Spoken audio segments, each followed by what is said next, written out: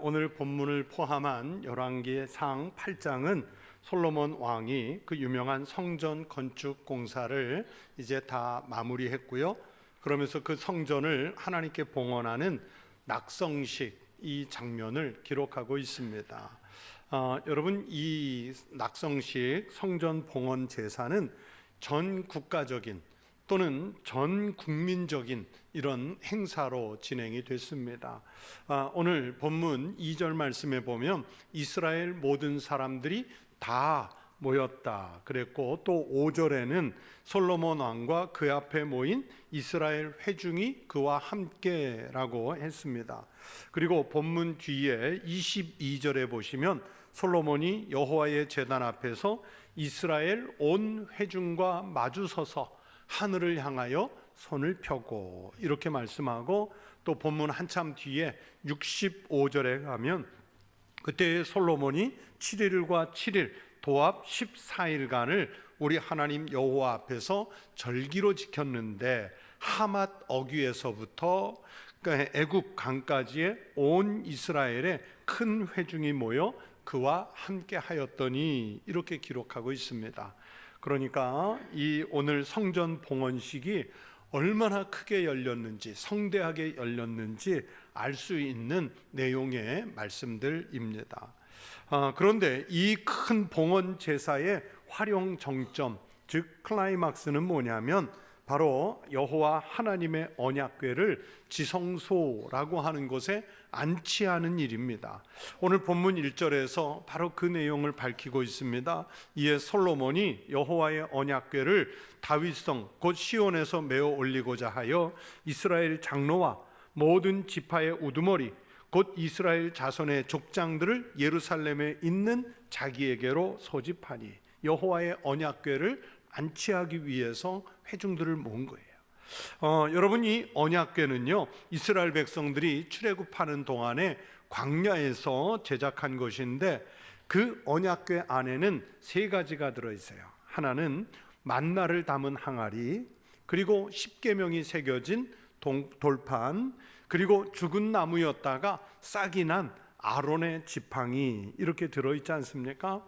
여러분, 이 언약궤 안에 이 물건들은 하나님께서 이스라엘이 광야 생활하는 동안에 함께 하셨다는 아주 거룩한 증거품들이지요. 여러분, 이 만나는 하루치 이상만 거두어도 상했지 않습니까? 그런데 이 언약궤 안에 들어가 있던 만나는 상하지가 않았고요. 또 계명을 새긴 돌판은 하나님께서 직접 새겨서 만들어 주신 것이고, 그리고 아론의 지팡이도 하나님이 이스라엘 백성들을 인도하신다는 표시로 싹이 났었지 않습니까? 이 언약궤가 광야에 있는 동안 하나님은 이 언약궤 위에 구름 기둥으로 불 기둥으로 임재하셔서 이스라엘 백성들이 가야 할 때는 가도록 이끄셨고, 또 이스라엘 백성들이 한 곳에 머물러야 할 때는 그 언약궤 위에 머물러서 그 길을 멈추게 하셨습니다. 전쟁 중에도 이스라엘은 이 언약궤를 늘 앞세웠고, 언약궤를 잠시 블레셋에게 빼앗겼을 때는 그것을 도로 찾기 위해서 사투를 벌였고, 그것을 가지고 있었던 블레셋에는 예기치 못한 불행을 안기는 하나님의 심판까지도 있었습니다. 그런 언약궤가 다윗성으로 되돌아올 때 여러분, 다윗이 정말 기뻐서, 얼마나 기뻤는지 막 자기 춤을 추는데 바지춤이 흘러내리는 줄도 모를 정도로 춤을 췄고요. 아내 미갈이 창문에서 내다보다가 그 왕이 채통도 없이 그렇게 춤을 춘다고 조롱까지 할 정도의 바로 그런 언약궤입니다. 여러분, 얼마나 신나고 기쁜 일이었으면 왕이 그렇게까지 춤을 추었을까 상상해 보십시오. 이 언약궤는 그렇게 이스라엘이 하나님의 은혜로 산다는 의미를 담고 있는 아주 소중한 보물들이었습니다. 그런데 오늘 말씀 9절에 보면 제가 지금 여러분에게 말씀드린 내용들과는 조금 다른 것이 있습니다. 그 궤 안에는 두 돌판 외에 아무것도 없으니 이것은 이스라엘 자손이 애굽 땅에서 나온 후 여호와께서 저희와 언약을 맺으실 때에 모세가 호렙에서 넣은 것이었더라. 두 돌판 외에 없대요. 어떻게 된 겁니까? 두 돌판 외에는 아무것도 없대요. 그러면 만나를 담은 항아리, 싹이 났던 아론의 그 마른 지팡이는 어디로 갔습니까? 누가 가져갔습니까? 학자들의 분석은 이렇습니다. 없어진 만나 항아리와 아론의 지팡이는 여호수아 시대, 사사 시대, 그리고 사울 왕과 다윗 왕의 시대를 거치면서 근 500년 가까운 세월이 흐르는 동안 어디선가 유실되지 않았을까, 이렇게 추측하는 장면도 있고요. 특히 사무엘상 4장 3절부터 11절에 보면 엘리 제사장 시절에 이 언약궤를 잠시 동안 블레셋에게 빼앗긴 기간이 있었는데 블레셋 사람들이 또 그것을 열어서 훼손시켰을 수도 있지 않습니까? 그때 유실되지 않았나, 이런 생각도 있어요. 또 어떤 학자들은 애초에 처음부터 이 만나 항아리와 아론의 지팡이는 궤 속에 들어가 있지 않고 출애굽기 16장 33절에 항아리를 가져다가 여호와 앞에 두었다는 말씀이 있고요. 또 민수기 17장 10절 말씀에는 여호와께서 또 모세에게 이르시되 아론의 지팡이는 증거궤 앞으로 도로 가져다가 거기 간직하여, 이런 말씀으로 보아서 이것은 언약궤 안에 들어 있었던 것이 아니라 언약궤 앞에 놓여 있었던 것이 아니었을까, 이렇게 추측을 해요. 어떻든 지금 솔로몬이 세운 성전의 지성소 안에 안치되는 이 언약궤 안에는 만나도 없고 쌍난 지팡이도 없고 모세가 하나님께 받아서 그것을 호렙에서 넣었던 두 돌판만 남아 있습니다. 여러분, 이제 솔로몬이 성전을 세운 목적이 있지 않습니까? 이스라엘 역사와 함께 하신다는 그 상징성이 있는 이 언약궤를 성전의 지성소라고 하는 곳에 안치하고, 그러면서 온 백성이 하나님께 온전한 예배를 드리기 위해서 성전을 지은 거예요. 오늘 말씀은 바로 성전을 세운 목적이 드디어 성취되는 장면입니다. 그래서 제가 활용정점이라는 표현을 썼어요.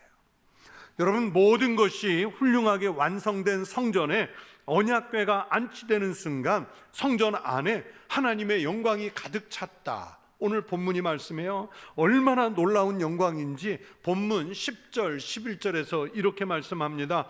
제사장이 성소에서 나올 때에 구름이 여호와의 성전에 가득하매 제사장이 그 구름으로 말미암아 능히 서서 섬기지 못하였으니 이는 여호와의 영광이 여호와의 성전에 가득함이었더라. 여러분, 그 하나님의 영광이 성전에 얼마나 대단했던지 제사장이 서가지고 온전하게 제사를 진행하기가 어려울 정도였대요.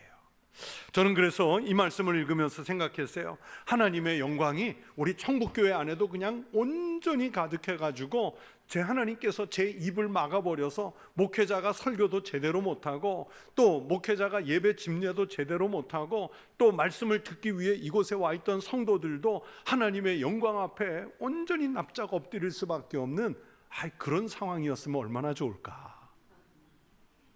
정말 그런 상황이 왔으면 좋겠다, 그런 생각을 했어요.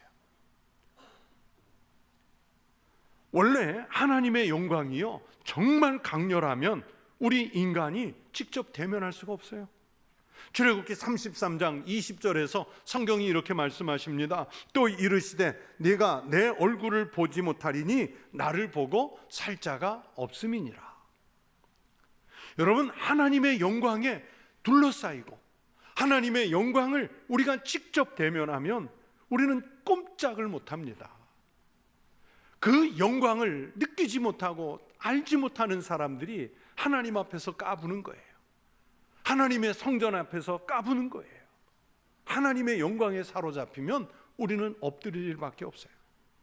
오늘날 우리는 너무도 쉽게 하나님의 영광을 범하고 하나님의 모습을 왜곡시키는 그런 그릇된 신앙은 아닌지 늘 자신의 신앙을 점검해 보아야 합니다. 솔로몬 성전에서 그랬던 것처럼 우리의 믿음의 중심에도 또 우리 교회에도 이 땅 어느 곳이든지 그리스도인 공동체가 형성되는 곳에는 하나님 말씀의 언약궤가 그 중심에 있어야 합니다. 여러분, 성전이 성전일 수 있는 것은 말씀이 있기 때문입니다. 만일 성전에서 들려지는 말씀이 없다고 상상해 보시기 바랍니다. 언약궤가 없는 성전을 그려보시기 바랍니다. 여러분, 그것은 허울뿐인 위선이요 껍데기에 불과합니다. 말씀이 살아있고 말씀대로 살고자 하는 믿음의 고백이 있을 때 교회가 교회되고 그리스도인이 그리스도인 되는 것입니다.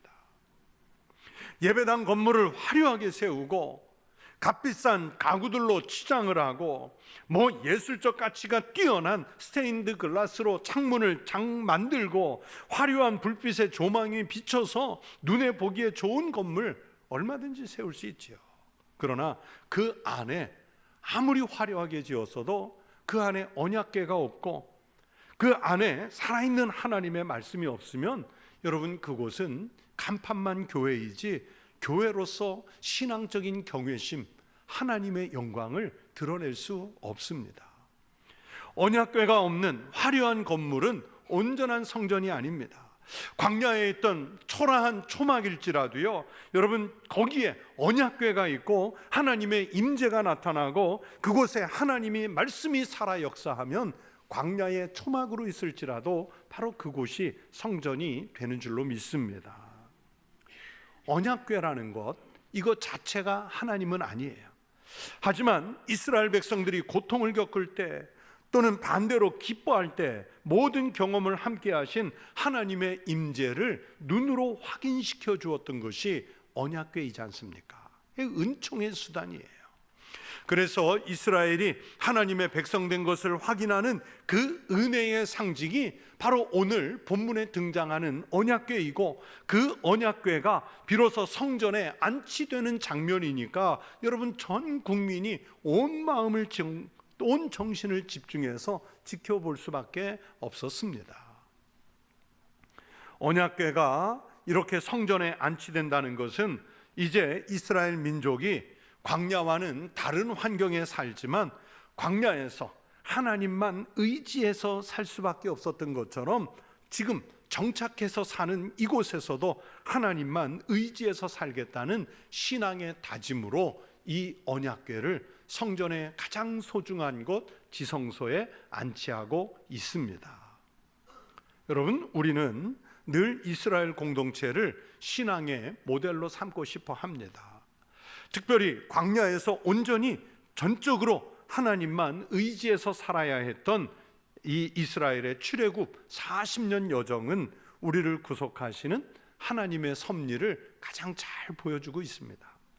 우리가 하나님과 어떤 관계를 어떻게 맺어야 하는지를 극명하게 보여주는, 그리고 예수 그리스도를 통한 구속사가 어떻게 전개될 건지를 보여주는 바로 그 여정입니다. 우리가 어디에 머물든지 무엇을 하든지 우리 삶의 중심에는 이렇게 여호와 신앙이 중심이어야 합니다. 하나님의 인도와 임재에 우리의 전 생애를 맡기겠다는 고백이 있어야 합니다. 사도 바울은 우리가 성령님이 임재하시는 성전이라고 했는데, 여러분, 우리가 성전이 될 수 있는 것은 우리가 교회를 수십 년 출입한다고 자동으로 되는 것이 아니라 우리의 삶의 중심에 말씀이 있고 성령님의 뜻을 따라 사는 신앙적인 고백이 있을 때 우리가 성전이 될 줄로 믿습니다.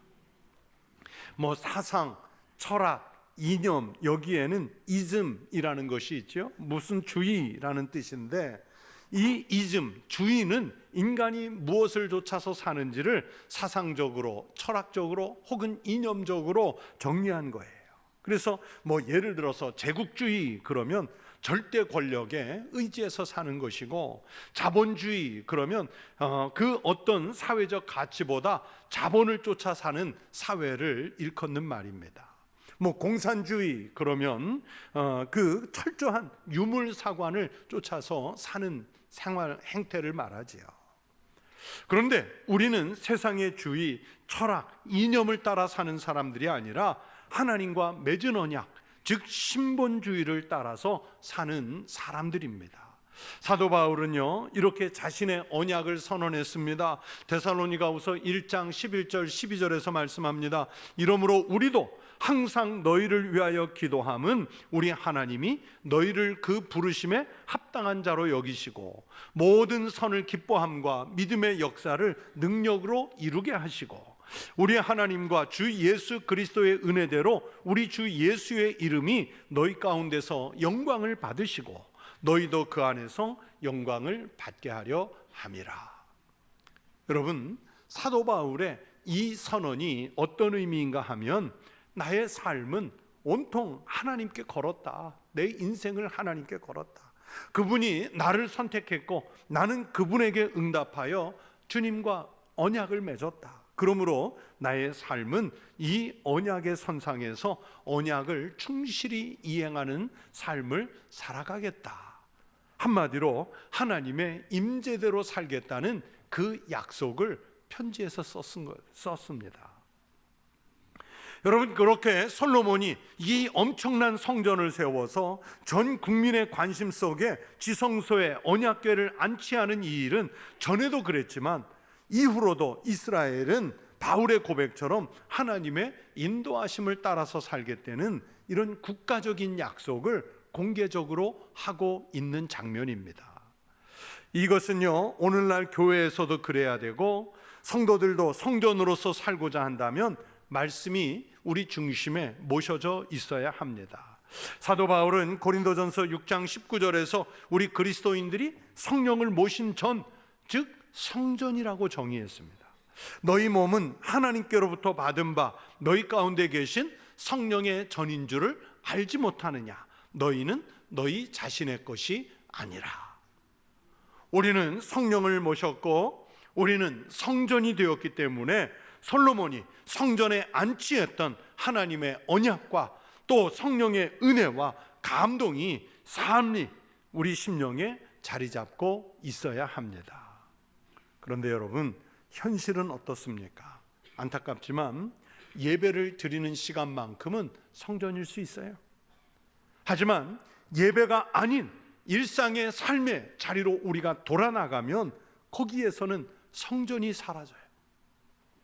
여러분, 밖에서 교인들끼리 335 모여서 하는 이야기를 혹시 들을 기회가 있으면 주의 깊게 들어보십시오. 아니, 다른 사람들의 이야기를 듣는 것이 아니라 내가 335 다른 교인들과 이야기를 할 때 내가 무슨 이야기를 하고 있는지 한번 복기해 보십시오. 신앙인이기 때문에 그래서 신앙적인 이야기를 한다고 하면서 하는 이야기의 대부분은 사실은 영적인 이야기가 아니라 교회 생활에 대한 이야기인 것이 많습니다.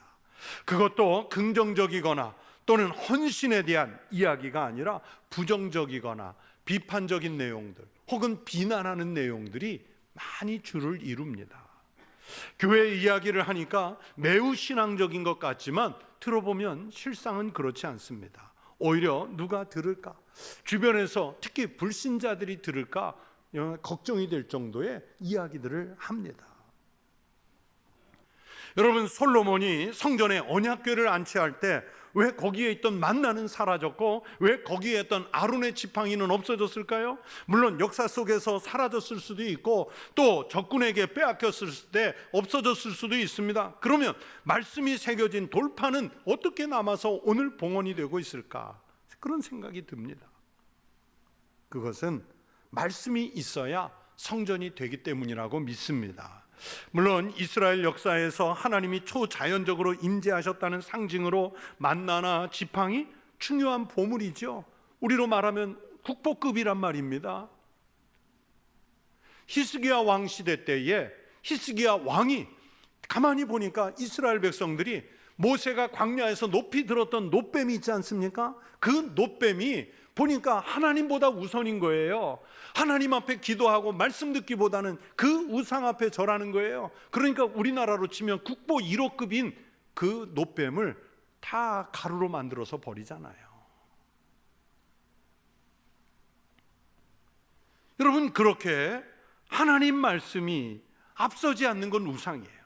말씀은 성전에서 여전히 중요하지만 만나나 지팡이나 히스기야 왕 시대의 노뱀은 이제 없어도 아무 상관이 없습니다.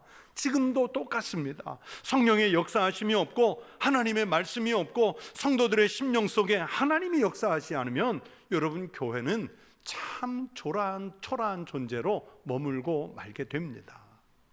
그래서 교회와 성도들에게는 언약궤, 하나님의 말씀이 중심으로 자리를 잡아야 합니다.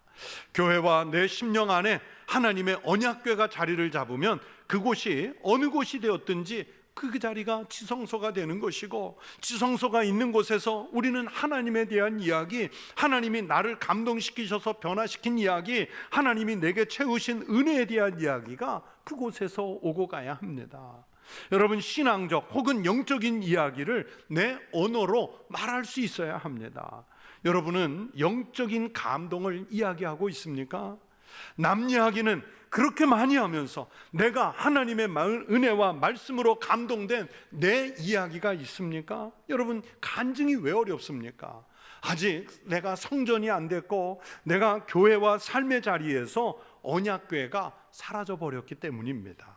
예수 그리스도의 십자가가 사라졌기 때문에 나의 영적 감동이 없어진 것이지요. 종교개혁자인 칼뱅은 기독교 강요에서 교회가 그리스도로 말미암아 거룩하게 되었지만 아직 거룩이 완성된 것이 아니라 시작이랍니다. 그러면서 최종적으로 완성되는 것은, 즉 거룩이 최종적으로 완성되는 것은 지성소이신 그리스도께서 그 교회를 그의 거룩하심으로 완전하게 채우실 때에야 비로소 나타나게 되는 것이라 그렇게 썼습니다. 여러분, 지성소가 뭐예요? 이 솔로몬 성전에서는 오늘 본문에서 하나님의 언약궤를 안치하는 그 장소가 지성소고요, 교회 시대, 신약 시대 때는 예수 그리스도의 십자가가, 예수 그리스도의 복음이 들어와 있는 곳이 지성소입니다. 즉 예수님이 없는 교회, 그 지성소에 언약의 말씀이 없으면 완성이 되지 않는 뜻으로 칼뱅은 얘기한 거예요. 그래서 교회는 예수의 이름을 두고 하나님의 말씀이 자리를 잡아야 교회가 됩니다. 오늘 본문 뒤 솔로몬이 연설하는 장면에서 16절에 이런 내용을 말씀합니다. 내가 내 백성 이스라엘을 애굽에서 인도하여 낸 날부터 내 이름을 둘 만한 집을 건축하기 위하여, 내 이름을 둘 만한 집을 건축하기 위하여. 다윗과 솔로몬을 택하시고 또 이스라엘을 택하셔서 성전을 완성하게 하신 것은 내 이름을 둘 만한 집을 건축하기 위하여라고 했습니다. 여러분, 이 말씀의 무게를 느끼십니까? 하나님께서 그 이름을 두시기 위해 성전을 짓게 하셨다 했습니다. 오늘은 그 감격과 감동이 우리에게 있습니다. 우리 교회를 택하시고 여러분 같은 우리 성도들 한 사람 한 사람을 택하신 것은 그곳에 하나님의 이름을 두시기 위함인 줄로 믿습니다. 그러면 하나님께서 우리 교회를 단순한 건물이 아니라 성전 삼으시고 교회라 부르심은 우리 교회 안에, 우리 모임 안에 하나님의 이름, 예수 그리스도의 이름을 두시기 위함인 줄로 믿습니다. 그렇다면 교회는 하나님의 이름을 담은 공동체의 모습이 있어야지요. 그리스도인은 예수 그리스도의 품성 안에 포함이 되고 예수 그리스도의 인격을 담은 모습이 나타나야 합니다. 그래야 성전의 기능이 있어요. 교회가 하나님의 이름을 담은 공동체의 모습을 상실하면 교회로서의 기능을 잃어버립니다. 훗날 이스라엘이 타락해서 우상 숭배에 빠지고 백성들이 죄악을 저질렀을 때 하나님은요, 그들이 포로로 잡혀가게 하시고 그러면서 이 언약궤가 있던 성전이 무너지게 하셨습니다. 그 이후에도 두 번에 걸쳐서 성전은 다시 세워졌지만 하나님의 이름을 둘 만한 성전이 안 됐다고 여겨졌을 때는 여지없이 하나님은 그 성전들을 무너뜨리신다는 것을 성경이 보여주고 있습니다. 현대 교회도 그렇게 무너질 수 있습니다.